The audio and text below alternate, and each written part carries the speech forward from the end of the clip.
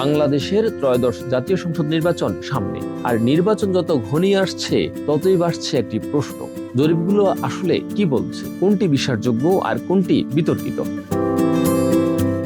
আজ আমরা দেখব সাম্প্রতিক সব বড় জরিপের তথ্য, তাদের পার্থক্য এবং জরিপ আসলে কতটা সত্য তুলে ধরে। সবচেয়ে আলোচিত সাম্প্রতিক জরিপটি প্রকাশ করেছে International Institute of Law and Diplomacy IILD।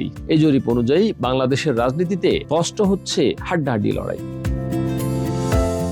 সেক্ষেত্রে বিএনপি পাচ্ছে 34.7%, জামায়াতে ইসলামী 33.6%, সিদ্ধান্তহীন 17%, এনসিপি 7.1%, ইসলামী আন্দোলন 3.1%, অন্যান্য 4.5%, অর্থাৎ বিএনপি ও জামায়াতের ব্যবধান মাত্র 1.1%।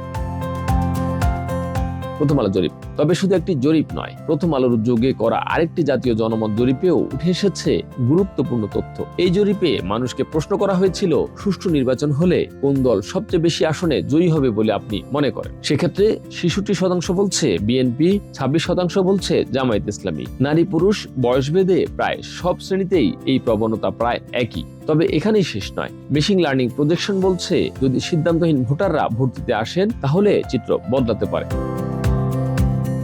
সেক্ষেত্রে বিএনপি পাবে 43.2%, জামায়াত ইসলামী 40.8%, সিদ্ধান্তহীন 17%। এই 17% সিদ্ধান্তহীন ভোটারই হতে পারেন গেম চেঞ্জার। ভোটাররা কেন কাকে সমর্থন করছেন? বিএনপি সমর্থকদের 72% বলছেন প্রশাসনিক অভিজ্ঞতা ও রাষ্ট্র পরিচালনার সক্ষমতায় তাদের প্রধান আস্থা। অন্যদিকে জামায়াতের সমর্থকদের বড় কারণ কম দুর্নীতির ভাবমূর্তি ও সততা। কিন্তু সমস্যা শুরু হয় যখন এক এক জরিপে এক এক ফল। এক জরিপ বলছে 34%, আরেকটিতে 70%। এই কারণে গবেষকরা বলছেন নমুনা, প্রশ্নের ভাষা আর তথ্য সংগ্রহ পদ্ধতি সবচেয়ে বড় বিষয়। আমেরিকা নির্বাচন বনাম জরিপ।